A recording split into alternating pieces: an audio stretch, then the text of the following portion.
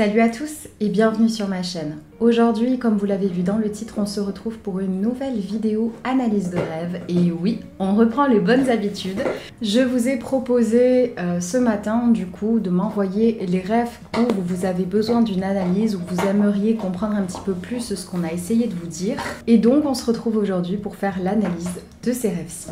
C'est parti. Et on va commencer tout de suite avec le premier. Coucou, moi c'est un rêve que je fais souvent, c'est le fait de devoir déménager et je suis triste car je ne veux absolument pas partir d'où je suis, car je suis trop bien. Mais apparemment je n'ai pas le choix.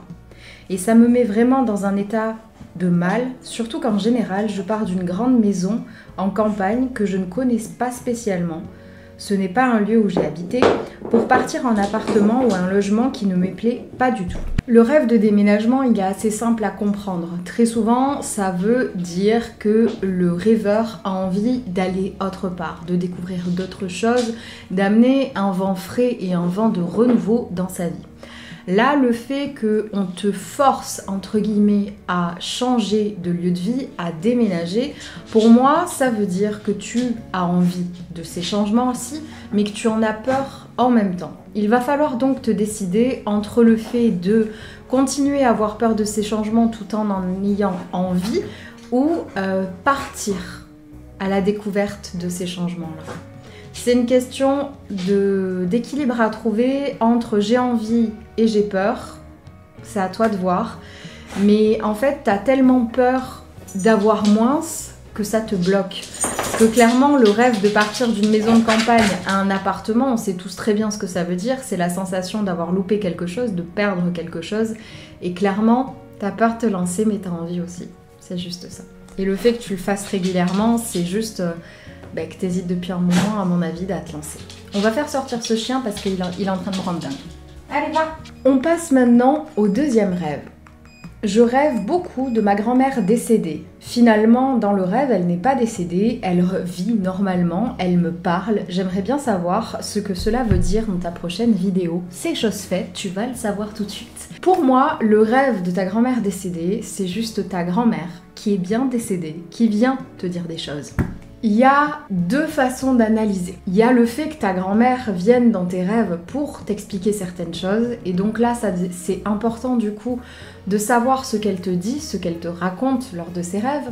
Et il y a la deuxième analyse de tu veux que ta grand-mère revienne. Tu veux réavoir ces conversations. Tu veux réavoir ce lien que vous aviez peut-être quand elle était vivante. Dans tous les cas, je pense que ce qu'elle te dit dans ses rêves, ça serait super intéressant de savoir, de t'en rappeler. Si tu as du mal à te rappeler de certaines choses lors de tes rêves, et là je vais m'adresser à tout le monde si vous avez du mal, n'hésitez pas à vous mettre un petit calepin à côté de votre table de nuit, à côté de votre lit, avec un stylo ou un crayon, et dès que vous vous levez, la première chose que vous faites, c'est écrire vos rêves. Quand vous allez vous lever, vous allez avoir la sensation que ça ne sera pas possible d'oublier ces rêves. Ils seront très marquants dans votre esprit. Pour les raconter à Léa dans une prochaine vidéo. Coucou, j'espère que tu vas bien. Je vais bien, merci. Et vous? Dites-moi dans les commentaires comment ça va. C'est la première fois que je réagis à l'une de tes stories, étant un petit peu gênée. Ne soyez pas gênés quand vous répondez à une de mes stories, ne soyez pas gênés. C'est justement le but de d'avoir un véritable échange entre nous, pas seulement répondre à des questions, etc. Là, c'est vraiment un aiguillage qui est différent, donc j'aime beaucoup partager, discuter avec vous, sachez-le, hein, j'aime bien faire ça. Pour ma part, en ce moment, il m'arrive d'effectuer le même rêve dont j'aimerais bien me débarrasser et peut-être obtenir une analyse de ta part. Je rêve souvent qu'un mur ou quelque chose de gros me tombe dessus et m'écrase. Cela m'arrive donc parfois de tomber de mon lit afin de pouvoir l'éviter. Ce rêve est assez récurrent. C'est complètement dingue! Alors, il y a quelque chose qui me vient tout de suite à l'esprit, mais je vais vérifier. C'est bien ce que je pensais.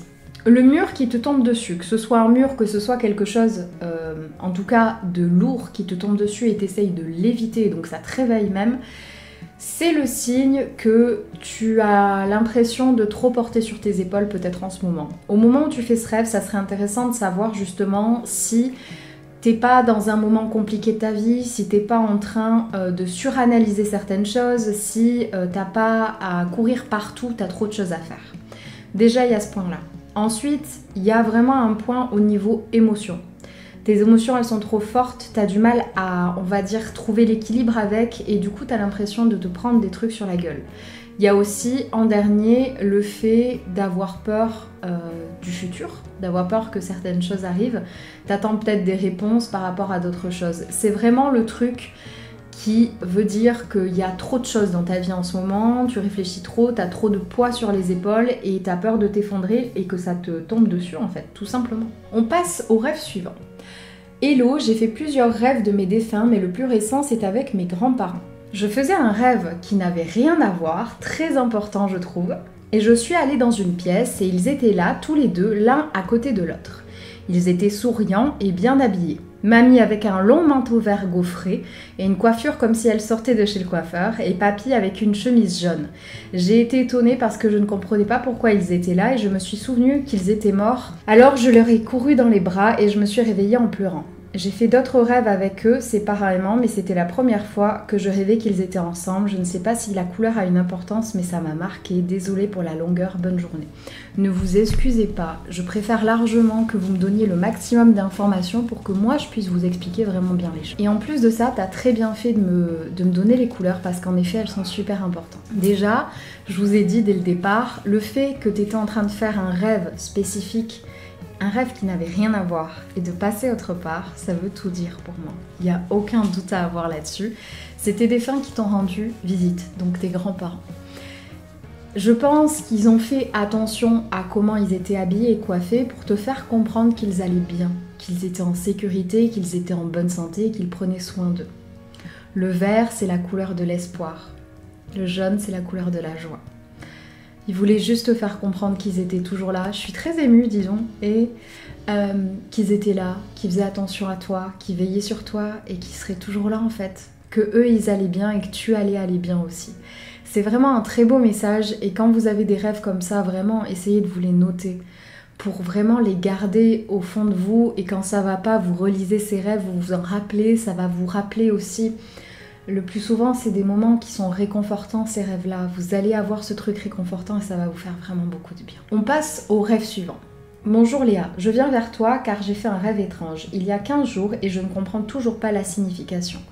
Je rêvais que j'étais entre la mer et le feu. En gros, je voyais l'eau tomber sur moi et l'autre le feu qui arrivait sur moi. Et au final, je me retrouvais sur une petite passerelle avec des gens que je ne connaissais pas. 4 fois je me suis réveillée quand l'eau tombe sur moi et 4 fois j'ai revu la même scène. Est-ce qu'il y a une explication, sachant que j'ai une peur panique de l'eau et que j'ai l'impression que c'est le côté eau qui m'a marqué, pas le feu, merci d'avance. Alors, les éléments, ils ont vraiment des significations particulières lors des rêves. Le fait que tu sois phobique de l'eau, ça peut être important en effet, mais je pense surtout que c'est le fait que l'eau et le feu veuillent se rencontrer.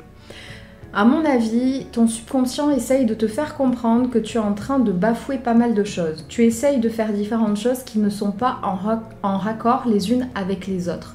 Ça serait du coup intéressant de savoir ce qui se passe en ce moment dans ta vie et peut-être d'essayer, on va dire, d'agir peut-être un petit peu différemment et de faire plus attention à tes valeurs. Pour moi, c'est vraiment un appel aux valeurs. Je vais regarder dans mes petites notes. L'eau, c'est vraiment le signe de l'inconscient. Le feu, c'est de la transformation et de la sécurité. Je pense que tu es en train de vivre des moments assez difficiles et du coup, vu que le feu ne t'a pas marqué, tu ne te sens pas particulièrement en sécurité et tu es en train de tenter des choses. Donc fais attention à ce que tu tentes. Ton subconscient, il veut peut-être aussi te faire comprendre que il faut rester calme en ce moment. On passe au rêve suivant. Donc en gros, cette personne m'explique qu'elle a des problèmes avec son mari en ce moment, qu'il est vachement sur son téléphone et que il veut pas qu'elle regarde. Donc il y a carrément quelque chose de pas net. Et elle m'explique donc qu'ils ont pris la route en voiture avec son fils et son chéri et que son mari était sur son téléphone et il y a une dispute qui s'est créée, etc. Tu m'expliques également que tu as fait un autre rêve où tu l'avais pris en flagrant délit. Là, ma belle, c'est pas qu'on essaye de te faire passer des messages, c'est ton subconscient qui est totalement dessus et tu le sais, tu le dis toi-même que tu es totalement dessus. Et je pense que c'est important que tu comprennes, que vous compreniez tous que les rêves, il y a des analyses à faire à certains moments, mais quand c'est quelque chose que vous vivez et qui vous prend la tête, c'est normal d'en rêver parce que vous y pensez tout le temps, toute la journée. Par contre, le deuxième rêve me paraît un peu plus intéressant. En février, j'ai perdu mon beau-père, donc le mari de mon conjoint, et c'était une personne que j'apprécie. Et depuis son décès, c'est un peu compliqué, je ne sais pas pourquoi je pense assez souvent à lui, alors que je n'étais pas forcément attachée ou proche de lui. Avant-hier, j'ai rêvé que nous étions au cimetière, donc moi, mon conjoint, mes enfants et ma belle-mère. Elle nous montrait la nouvelle pierre tombale de mon beau-père. C'était une pierre assez étrange, assez haute comme une maison, puis elle nous a ouvert une porte et j'ai trouvé une pièce avec un grand meuble où il y avait entreposé des photos.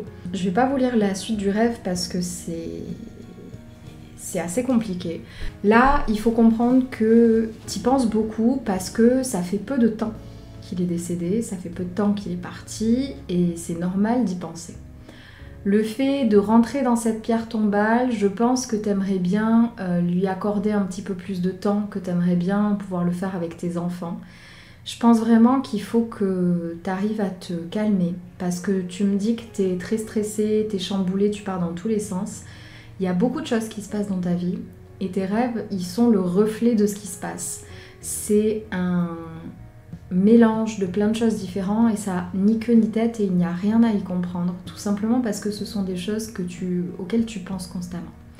C'est vraiment important que vous compreniez que les rêves, c'est le reflet, c'est votre subconscient. Donc ça va être le reflet de plein de choses et il y a des moments où il faut analyser et il y a des moments où il ne faut pas le faire.